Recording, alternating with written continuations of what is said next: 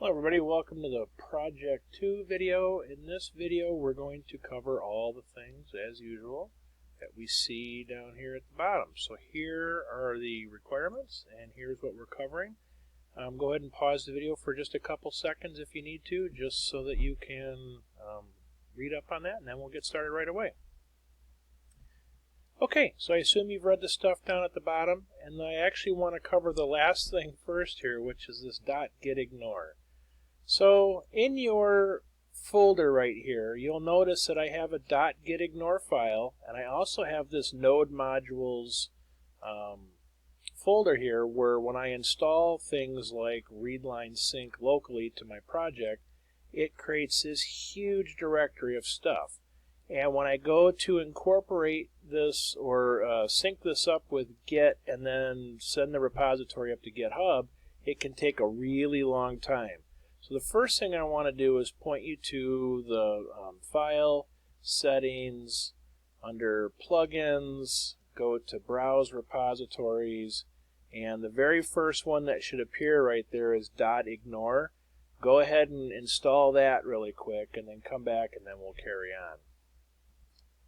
Okay, once you've got that installed, now you can create a .gitignore file inside of your directory here, and then when you click on it, you just put on each line all the different stuff in here that you don't want Git to try to integrate with or add to your repository. So in this case, I do the node modules, and it will keep this entire directory out when I push my stuff up, because you can just reinstall it. You don't need it to be part of Git or GitHub. You're not tracking any changes in there. Okay, so that was the first thing I wanted to cover, and now we'll cover all this other stuff, but not necessarily in this order.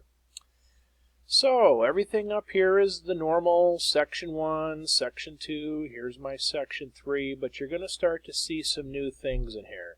First thing I want to cover is this line right here. This is just the exact JavaScript way on Windows. This code right here will be slightly different on a Macintosh, but in Windows, this is the way right here that you can clear the screen, and a lot of people ask me that. Alright, the next section down here is an if statement.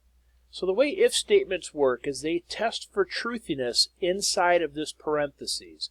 If this is true inside of here, then it will drop down inside of these curly braces and do it sequentially whatever it finds in here. So the first time this code runs, this global variable right here that I declared up here is in fact null. There's nothing in there.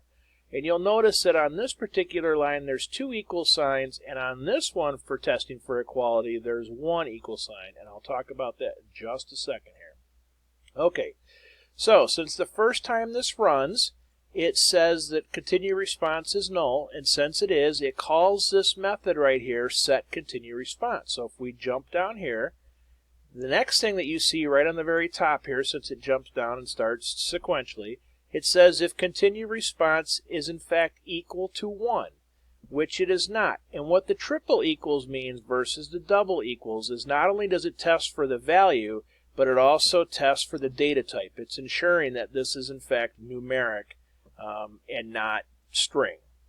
The reason we have to do a double equal sign on null is there is no data type associated with null. Null is null. It's the absence of any value. Okay. So, back down to here, the very first thing that it does is it checks and sees if this is set to 1, which we already know it's null, so it skips all of this. None of this is true except for this else right here. And else means if none of the stuff in the if block up there was true, then by default come down and do what's in the else section. And in the else section right here, continue response is set to 1. Then it hits this curly brace, hits this curly brace, and jumps back up to where it left off, which is right here. And so the very next thing that it sees is if continue response is equal to 1, which it is now because we set it down here equal to 1, then it will run our normal main method, our dispatcher, just like we normally would. It's going to set customer ID, dog name, dog breed, dog age, except for this one's a little different right here. This line 25 does the exact same thing as the lines above it for setting a value, except for it's set a little different. This is so that I can demonstrate a return value, a different way to write your method calls and variable initializations. I don't prefer this way. I don't recommend it as best practice, but for completeness of the course, I have to show you. So this is where I say dog weight, which is currently set to null right now, is equal to whatever the return value of that method is. So if we come down here, you'll see that these methods right here are the same as the methods that we saw in the previous project, but this one's a little different. Instead of having global variable equals and then this right here, I have just the regular line, but then I have this return statement here. This is returning whatever value is set in here. Whoops, didn't mean to do that.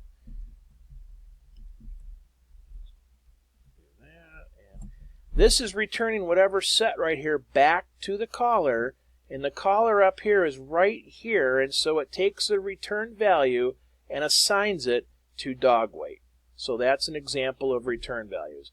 And then all these other methods kind of work the same way. We'll go back to customer ID here in a minute. That's a little different because there's random in there. Now what this is right here is what's called a recursive method call. And this happens to be a tail recursive method call. And what recursion is, you'll notice that within the main method, which is from this curly brace to this curly brace, I'm actually calling main again, which means it's going to, at this line right here, jump back up to the top of main and start back down, never actually hitting this closed curly brace right here. In most cases, that's bad, because with recursion, if it never hits this closed curly brace, every time you run a method again, it opens up this memory spot in RAM, and if you keep doing it, you're just going to eventually run out of memory.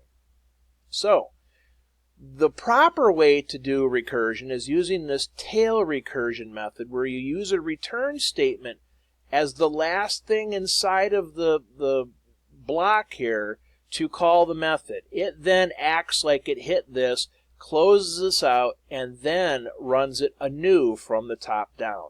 So that's called a tail recursion call. And if you're going to do recursion, this is the proper way to do it.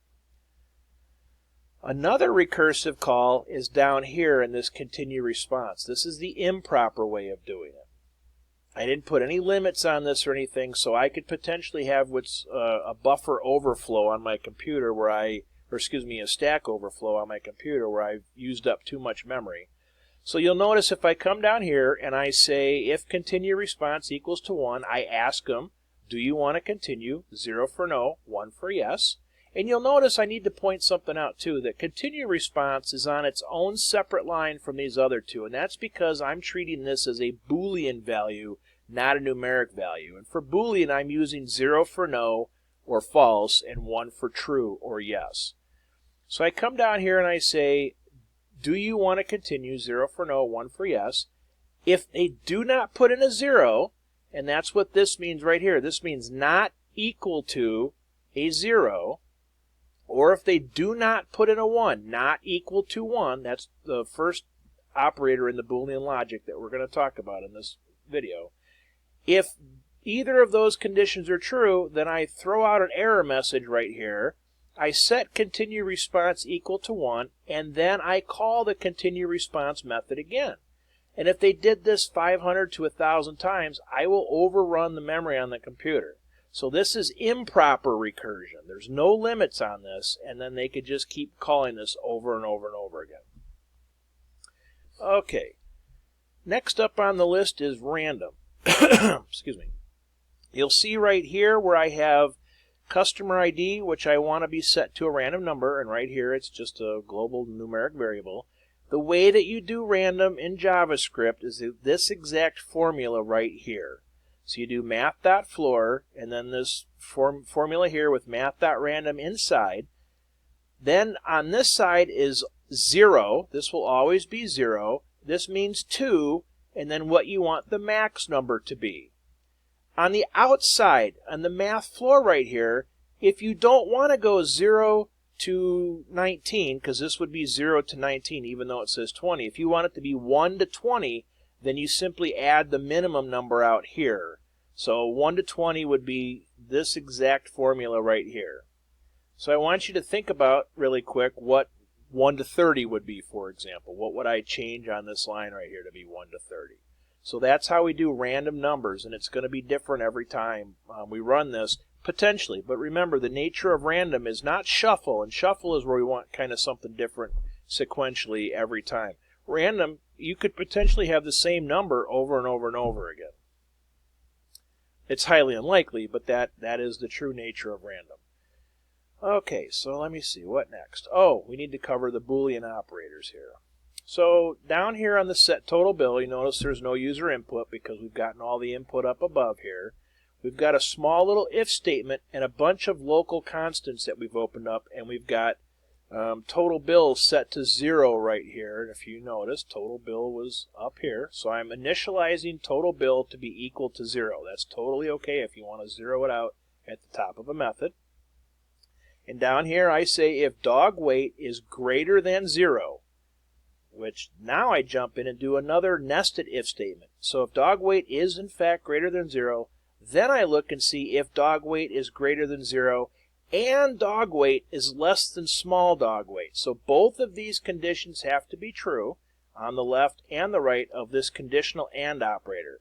That's our second Boolean operator. And our other one was up here, and I failed to mention it when we were up here. This is the Boolean OR operator. This means either this or this have to be true in that order. So if this is true first, it immediately becomes true. If it's not, then it checks for this, and if this is true, then it jumps down. If neither one of these are true, then it completely skips this if block right here. So this is saying if dog weight is greater than 0 and dog weight is less than small dog weight, I set total bill to be equal to this. Otherwise, this is an else if, otherwise if dog weight is greater than medium weight, then I set this. Otherwise, I say if dog weight is greater than, or excuse me, these are less than, sorry. If dog weight is less than medium dog weight, I set it to this. If dog weight is less than large dog weight, I set it to that, etc. And finally, if none of those are true, it must be a jumbo dog, so I set it to jumbo dog fee. And finally, random recursion, selection logic, Boolean, return. I think that covered everything. And then finally down here at the bottom, I just have a couple of print methods that clear the screen. Remember, these are our sigils here to be able to print the values inside of these backtick strings right here. So I think that covers everything we need to know for Project 2. Thank you very much.